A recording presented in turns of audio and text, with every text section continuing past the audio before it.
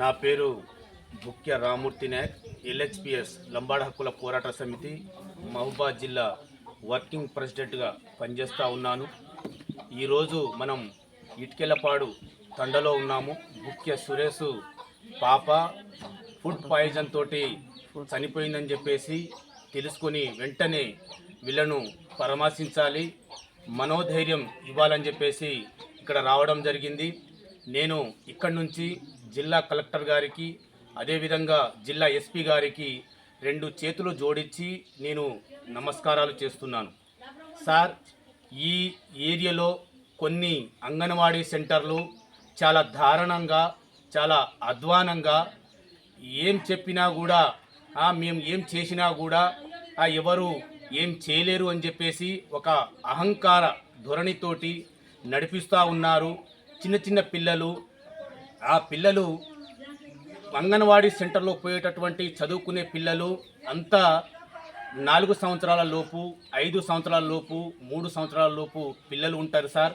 వాళ్లకు అంగన్వాడీ సెంటర్లో వాళ్లకు ఏం పెడుతున్నారో, ఏం తింటున్నామో అని కూడా గ్రహించే శక్తి లేని పిల్లలు సార్. అలాంటి వాళ్లకు కొన్ని సెంటర్లలో ఎక్స్పైరీ డేట్ అయినటువంటి ఫుడ్ పెడతా ఉన్నారు, కుళ్ళిపోయినటువంటి గుడ్లు పెడతా ఉన్నారు. అలాంటి వాళ్లకు ఇక్కడి నుంచి నేను వాళ్లకు ఖబర్దార్ చెప్తా ఉన్నాను. దయచేసి వాళ్ళు ఈ అంగన్వాడీ సెంటర్లను విజిట్ చేయండి సార్. దాంతోపాటు ఇప్పుడు పిల్లలు లేరని చెప్పేసి కొంతమంది లక్షల రూపాయలు ఖర్చు పెట్టి హాస్పిటల్ చుట్టూ తిరుగుతూ ఉన్నారు. అదేవిధంగా గుళ్ళు గోపురాల చుట్టూ తిరుగుతూ ఉంటారు. అక్కడ వాళ్లకు ఫలితం జరిగితే ఆ సంతోషం వేరు సార్. అక్కడ ఆ విధంగా తిరిగినా కూడా ఫలితం రాకపోతే అదొక రకమైన బాధ ఉంటుంది సార్.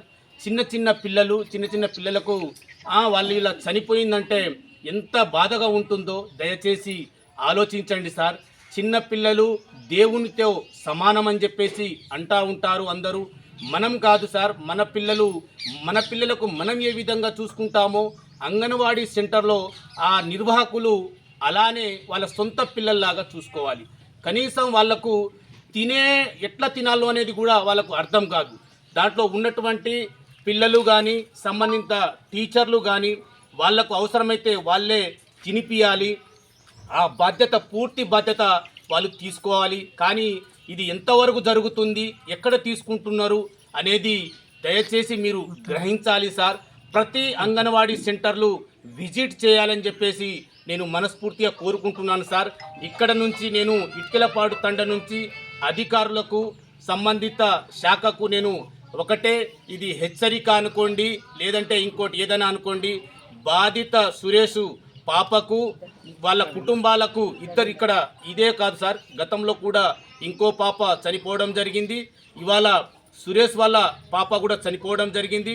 వాళ్లకు అర్థం కాకనో మరి ఏదో కానీ వాళ్లకు అదే టైంలో ధర్నా చేపిద్దామని చెప్పేసి అనుకున్నాము. కానీ మాకు అధికారులు సహాయం చేస్తారని చెప్పేసి ఉద్దేశంతో మేము ఆగడం జరిగింది. అయినా ఇప్పటికీ మించిపోయింది లేదు.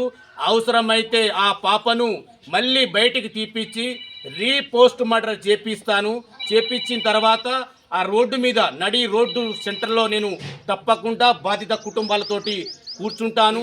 తక్షణమే అధికారులు స్పందించి సురేష్ కుటుంబానికి, అదేవిధంగా ఇంకో పాప రవీందర్ కుటుంబానికి తక్షణమే ఆర్థిక సహాయం అందించాలని చెప్పేసి నేను మనస్ఫూర్తిగా కోరుకుంటున్నాను.